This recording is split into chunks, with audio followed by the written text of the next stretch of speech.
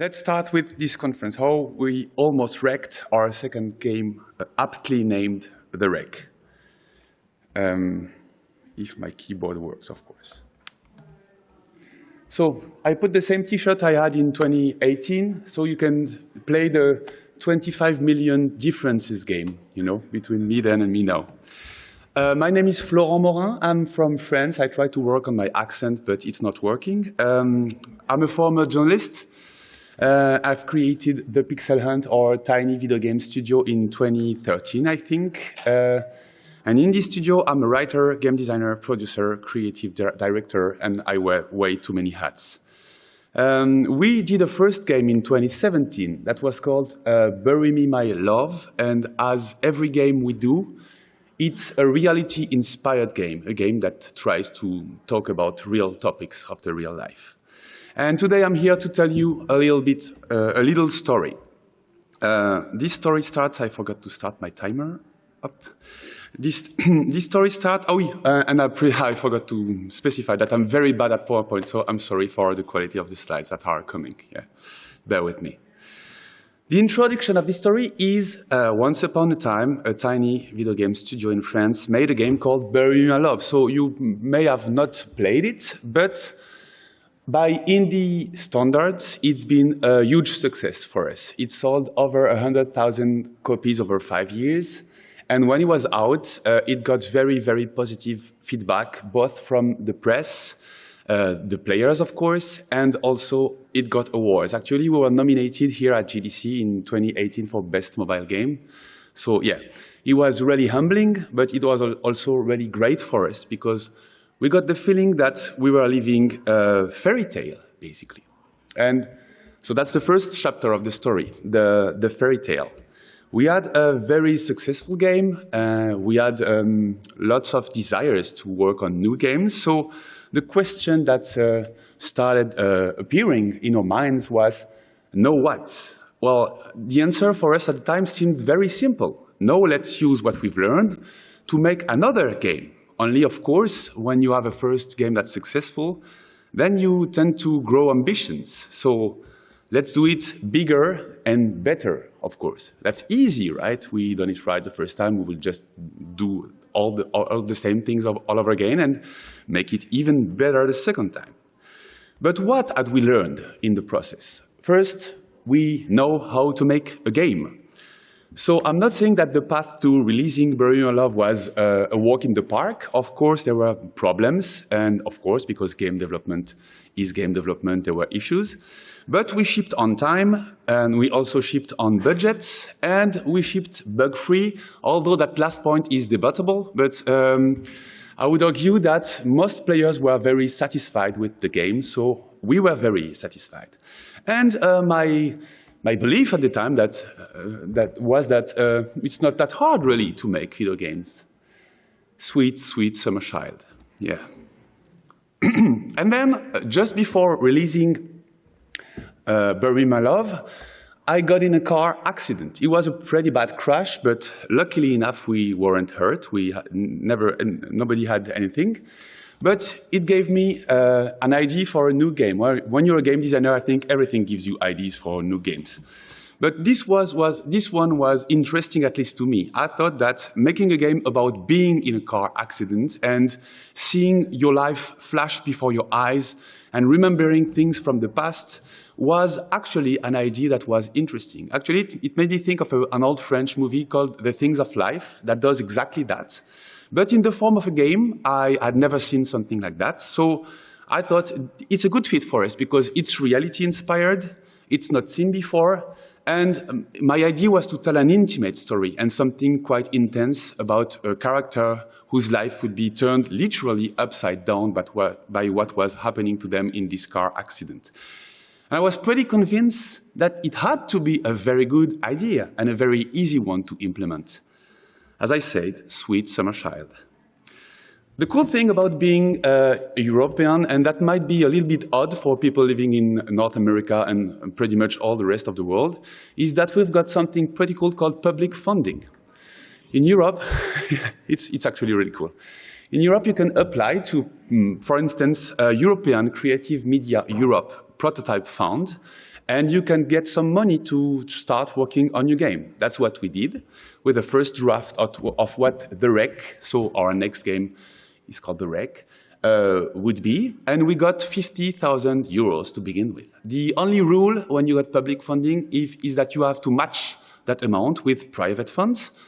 So we found ourselves with a budget of 100,000 euros to spend, and I thought I was smart, and I thought we could just make a vertical slice directly, rather than work on a proof of concept prototype, because 100,000 euros is a lot of money.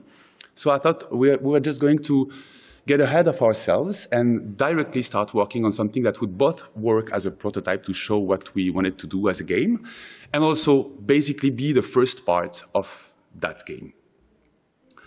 We also knew how to build a team, so that's exactly what I started doing for the second project. We hired excellent writers, Olivia Wood and George Lockett from the UK. They are very talented, and so I asked them to join us in this adventure. We hired an art director who is very experienced, Alexandre Grietta, and because I knew that he would be able to develop a visual universe that would be striking and interesting. And then I got a little carried away. We hired a dev, sound guys, another dev, voiceover director, Sarah Elmaleh, who did an absolutely stellar job on the game. And basically, we were pretty quickly a full-fledged team. And so I was thinking that the project was shaping up. I was really happy with the way things were turning. And I was also very in love with every single member in my team, very in awe with all their talents. So I led myself into thinking that such a talented team could not fail, of course. And we also learned along the way with Bury My Love, we learned how to convince partners. So Bury My Love was actually a co-production, so we learned how to just negotiate with people and convince them to invest in our projects. And that's when we met Alexis Garavarian, who is the head of Column Knights. Column Knights, for those who don't know them, are an investment fund that they invest in projects, not in companies. So if they like your game, they will give you some money to actually make the game, and then they are pretty hands-off. But as you'll see, they still are very keen on providing feedback. Alexis liked the project I pitched to him, and also he really loved Bury My Love. He had played it and really enjoyed it. So he was really keen to see what we were going to do next with our next project. So he gathered with his board, and together they decided that they will found our game, but as we didn't have a prototype yet, they would only give us that much money so that we can actually make a prototype. And then we would have a review after that pre-production phase so that they could evaluate the direction we were headed. And that's when the fairy tale turned into something of a cautionary tale, because, of course, Column Knights are very experienced, and of course, they had concerns. First, the new project, The Wreck, seemed quite far from Bury My Love. Bury My Love is in 2D, it's text-based, it's basically a glorified choose-your-own-adventure book. And The Wreck was in 3D, it implied lots of gameplay, more gameplay mechanics. So it was really different from the first project. So of course, they warned us. They told us that there were challenges to overcome with this new project. And also they were slightly worried that that might be a little harder to tell a compelling story that way. Because what they loved about Bury My Love is the storytelling of the game. And of course, if you do a game that's more like a game, a little bit less like a story, it may be more complicated to tell the story in a very compelling way. But even though they had all those warnings, they trusted us, so they decided to give us a green light, and we started working. So we worked for roughly 9 months, almost a year actually, and the result was a 30 minutes vertical slice, so something that would look not like a prototype, but like something that we could actually use in the final game. And that's how it worked. You had a central crash scene. So you would begin the game driving a car, and very quickly you would get into an accident, and then the time would slow down, so the crash would happen very slowly, and the main character's bag would open up, and objects would start flying around, as you can see in the last pictures done right. And you would use those items to access some of the character's memories.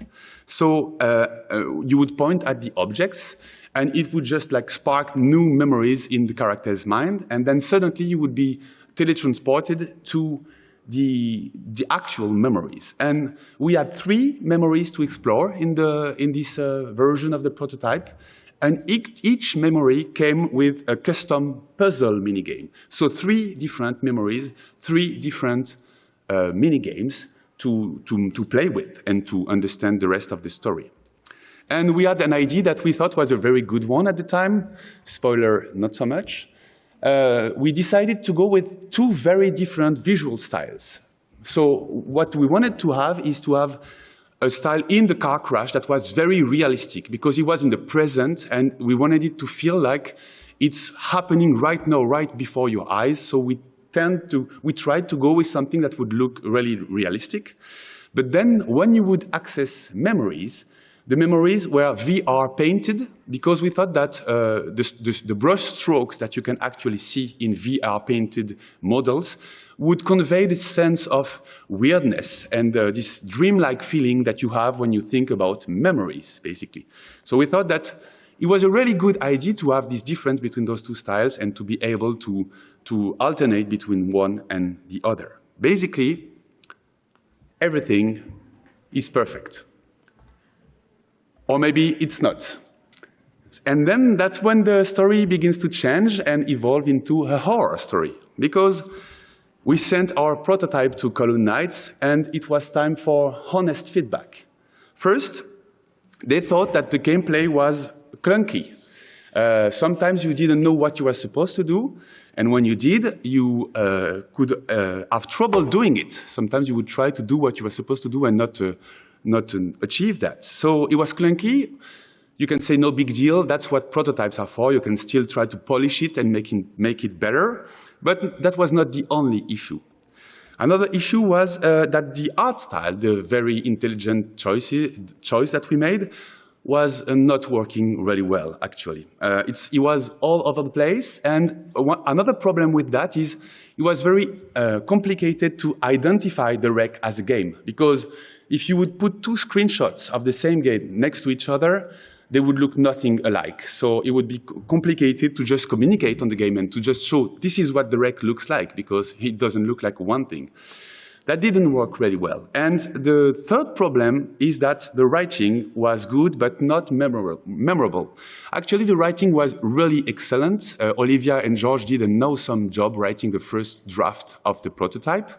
But the problem was that because you were troubled by the different art style, and because you had that gameplay that got in the way of really immersing yourself in the story, you wouldn't really get the full intention of the story, and you would not really feel engrossed by it. So for a company that's supposed to make story-heavy games with stories that are really memorable, that really didn't work.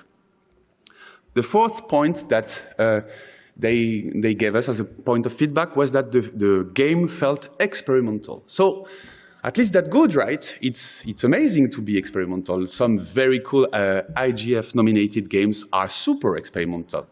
You can be proud of that. But if you look at the full quote by Alexis Garavarian, that's the rest of the quote. So yeah, it was experimental, but not in a good way. It felt like, he told me afterwards, because he didn't want to be too cruel at first, but he told me that it felt a little bit like a student project, but not a very masterful one. So, you know, yeah, ouch. So we got this feedback, and I reacted in the only reasonable way you can react when you get such feedback. Denial. I decided that they must be wrong. I was really sure that they didn't understand, they didn't get what we tried to achieve, and so on and so forth. And then I got back home and I started to work a little bit on that and to think a little bit about what makes good feedback. And I came to the conclusion that good feedback has to first be kind and trustful. People who give you feedback should always do that because they trust you and they have trust in your ability to actually use that feedback to make your game better. And that was definitely the case with Kowloon Knights because they really loved our first game and they really believed in our ability to make something great for our second title. So yes, the Kowloon Knights feedback ticked that first box. It was kind and trustful. It has to come from people who are experienced. So that's not a golden rule, of course. When you do playtests with the players, they are not necessarily super experienced in game making. But when you gather feedback from people such as Alexis, who used to be the head of ID at Xbox, and who has probably tested thousands of games, or Lindsay Rostal, who is the head of Timberline Games, and who is part of the board at Kowloon, part of the committee at Kowloon, and all those other very experienced games people, you can just overlook that feedback, and you have to pay attention to it. It has to be specific and actionable. It has to not be too personal. Like, you can't give feedback such as, I don't like it, it's not my test, I don't know why, but it's not working for me. Feedback has to be very specific and very precise in what it tells you about what's not working in your game. And that's exactly what Kowloon Knights did for us. They pointed out what didn't work specifically, and they didn't tell us how to fix it, but they told us it needed to be fixed, and that was really informative for us. And that's the other point, right? Feedback, good feedback aims at bettering the game instead of redesigning it for you. Because when you ask feedback from game developers, they tend to put themselves in your shoes. I would have done things completely different. I invest myself and my creative process in your game, and I tell you how to completely redo it according to my views. This is probably not the best feedback you can get. The best feedback is probably the feedback that understands what you are trying to do and tries to give you the best advice to make it better, especially as you consider that failure is a step towards success and not something definitive that will never be overcome. And that was their case. They told us, you know what, you failed with this prototype. We still believe that you can do something that works, so consider that as a step towards success. So, yeah, I had to step out of denial, sadly, and I had to come up with a strategy to face that situation. So I came up with a methodology that I'm going to explain to you now, and I call it the cry method. Yeah, really efficient. So the cry method is 3 points. First, consider, then refocus, and then ultimately, hopefully, yield something better. So, consider what works. So we had to do some forensics for our first prototype. What worked in it? Well, the story setting and the theme were interesting, definitely. Like, we had very good feedback on that point. Making a game about a car crash with a woman who has trouble in her life and tries to understand what's happening. This was a setting that was never seen before, but really interesting and really in the genre of Bury Me My Love, so it was something that worked. The fragmented narrative design was promising. The idea that you should visit several memories as many puzzle pieces that you have to then put together to understand the full pictures, that worked too. The memory exploration in and of itself is a cool concept. The idea that you can have a memory but not understand it perfectly, and then mull over it and work on it and finally get some kind of epiphany that something you didn't get before, now you understand, was a cool concept and something to keep. The voiceover worked really well to foster immersion. Even if in the first prototype, Sarah worked with very talented artists, so that worked well, and that's definitely something we wanted to keep. The art styles, I should have put a plural there, were nice. The problem was not the art style per se. The problem was not Alexandre Grieta's work. The problem was that we should be more coherent and pick one and stick with it. And there is a lot of personality. The game was unlike most games, and definitely tried to explore something that is not that explored in the video game space. So all those things worked, and we wanted to keep them. But then we needed to refocus on the things we are good at the Pixelant. So definitely we're not really good puzzle games designer, especially compared to all the other very excellent puzzle game designers there are in games. I mean, some of the most amazing games are puzzle games, and what we tried to do was to give the player something to do in the memories, because we didn't trust in the rest of the proposition enough. And that didn't work, so we decided to get rid of it. And we are not really good experimental game creators either. As much as I would like to, I must acknowledge that we are better at telling grounded stories that are just good stories than trying to really experiment with video games as a medium. But we are good at telling those reality-inspired stories. We proved that with Bury Me My Love, also with other projects that we did before, and that's something that really we decided to focus on with the second prototype.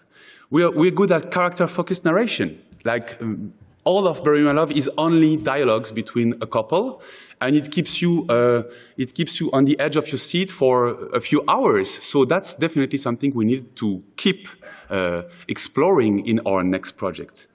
And we also are good at making games my mother can play. She only played actually 2 video games. Sure, she's my mother, but she's also very computer illiterate. And that's one of the values that we wanted to carry with the Pixelant. Making games that would be easily approachable by basically anyone, even people who would never define themselves as gamer. So yes, those complicated puzzles, not a good idea. Let's drop that.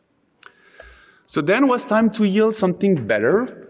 Still not a prototype, because the curse of one of the many curses of narrative games is that it's fairly complicated to prototype a narrative game. You can't gray box it and expect it to give the full experience. But we would work on something shorter, simpler, and more focused. It was important to just regroup on 1 or 2 main objectives that we wanted to reach with that new project.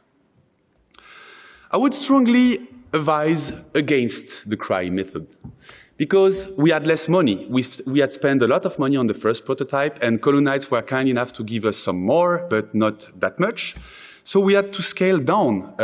Most of the second prototype was made with only 2 persons, Alexandre Grieta and myself, and with an all-or-nothing approach. Basically, we knew that it was our last chance to show that the project could actually exist, and that led us to very questionable work ethic. We had long days of work. We probably neglected our families in the process, and that's something I hopefully will never do again, because it was really stupid, and I don't regret it because it had to be done at that point, but I really want to do everything possible to avoid that next time. And all the more as to do that, you need an awesome partner. Very few indies have a second chance. Actually, very few indies have a first chance. So it's really great to have found a partner that really believed in us and that was able to give us, extend the funds for us. But yeah, it's really something that I felt extremely lucky to have had, and that I would advise you not to count on. So basically, the cry method, it's trash. You should never use it, only if you really, really, really have to. So the result was a 20-minute proof of concept prototype that was really, really closer to what the final game actually is today. It was a 3D visual novel with a straightforward flow. The memory exploration mechanic was still there, but it was not a puzzle game memory mechanic anymore. It was just about moving around the memory and finding clues so that you're able to understand what's happened. And we had a consistent art direction, which was one of the most important part of the feedback that we got. So this time, everything was perfect. Well, nothing is ever perfect, but everything was comfortable enough for us to jump into production, and that's what we got 2 years afterwards. The third chapter of the story, the coming-of-age story, the growth that we had. So first, let me show you what the end result is through a little trailer for the rec.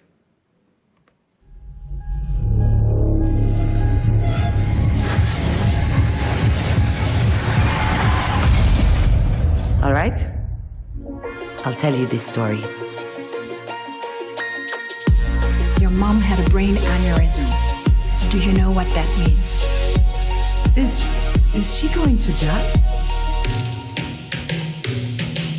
We just found out that Mom might die. Does that mean nothing to you? Everything that happened to us, it helped us. There was a reason. Why the hell do I feel so alone? Do I really have to be so angry? Do I really hate my mother? Memory is weird. You suddenly remember these moments without knowing why, until you realize it's trying to teach you something crucial. No one can live like this, not really. But we can change. Everyone can change.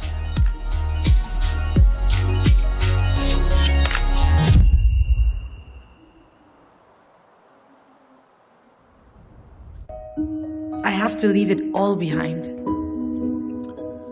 It's funny that I only realize now that the rec is a game about being able to change, and that's probably the best asset we had during production, being able to change. Because what happened is what I call the second game syndrome. It's really hard to be very keen to live up to a first success. Our success was not huge, but by any means, but it was already a big thing for us. And we wanted to prove that we could do something else, something even better. We didn't want to make a second text-based adventure because we felt like maybe we are up for something even better. And we wanted to prove ourselves right. But we were still relatively inexperienced. I would say very inexperienced. Just because you've shipped a game, or even in our case, several small games before that, doesn't mean you've got it all figured out. I don't think anybody has it all figured out in video games anyway. The risks with this second game syndrome are first being miserable. Because of course, when you live in delusion, and then suddenly the brick of reality crushes the strawberry pie of your illusions, you feel really bad. And you also make the people you work with feel bad. We had to scale down for the second prototype. We had to just keep people insecure, although they were very talented and they worked really well. And that's really something I'm not proud of. And that's why I'm sharing it with you today, just so you can avoid those kind of experiences.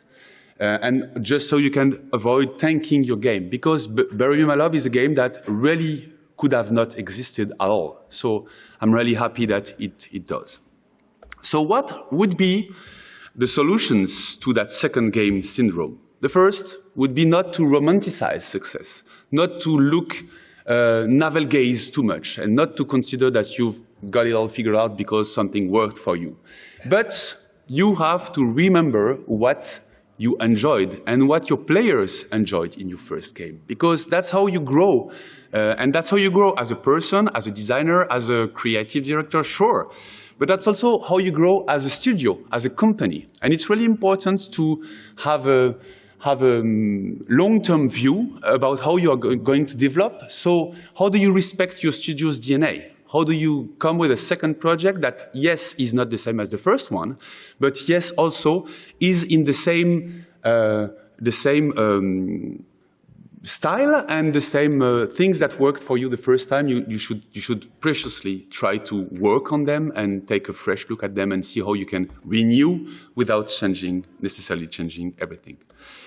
Another point that is very important, of course, is to leave your ego behind. I think I'm very guilty of that, and my ego and my inexperience were the things that put the project at risk at some point. And so yes, you have to forget about that, and you have to just think that you have to address it like it's your first game, and like everything is to do all over again, so that you don't fall in the same pitfalls that I fell into.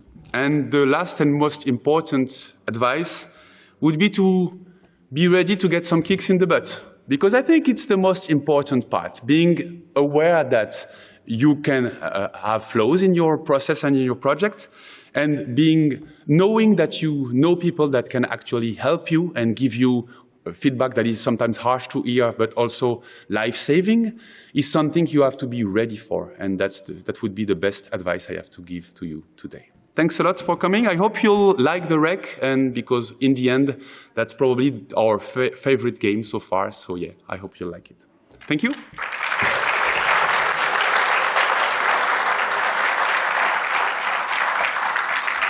If you have questions, we still have a little bit of time, I think, because there's no session afterwards, so you can ask them. And again, it's Friday, so yeah, I understand.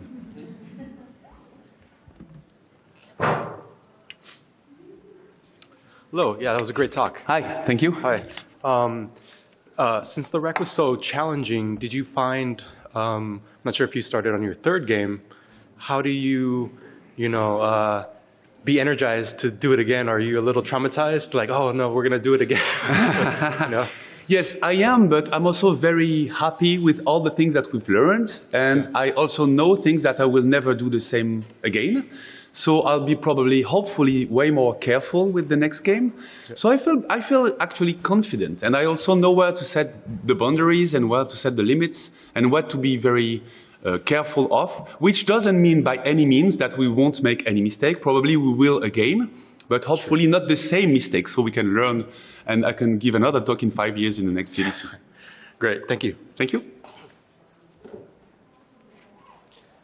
Hi, so first things, your introduction really reminded me of my own position at my company, like being a writer, designer, manager, director, creative director.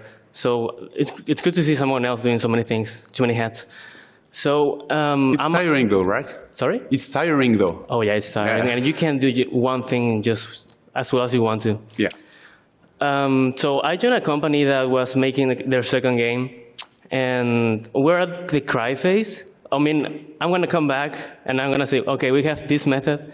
I saw in this talk because we just got the really harsh feedback, or not harsh feedback, but good, but hard to hear feedback.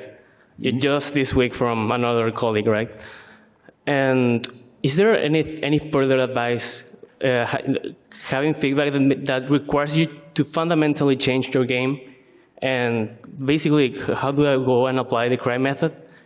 Yes, I think feedback that requires you to fundamentally change your game is not what I would call good feedback, because you can't ask that from a game dev, They have an idea, they have a vision, and they want to make a specific kind of game. So coming to them and telling them you have to do something completely different is as good a feedback as saying you have to stop it completely and start again a new project, which can be a good idea sometimes. But it has to come from the devs who draw their own conclusions. So that's why I would say that you should probably not listen to that feedback too much, but you should try to find if there is feedback that can actually keep the core idea of your game and make it way better than it currently is. So never disregard feedback, but if you want to keep your core idea, if you still believe in it, if you still believe it's going to work, that's not the feedback you're looking for. You're more looking for feedback that can specifically apply to points in your game that you should change, I would say. I see. We do agree with the feedback, though. So it's a long story. It's complicated. Thank you so much for the talk. Maybe we can exchange cards later. Yeah, sure. Okay, thanks a lot, and have a good rest of GDC.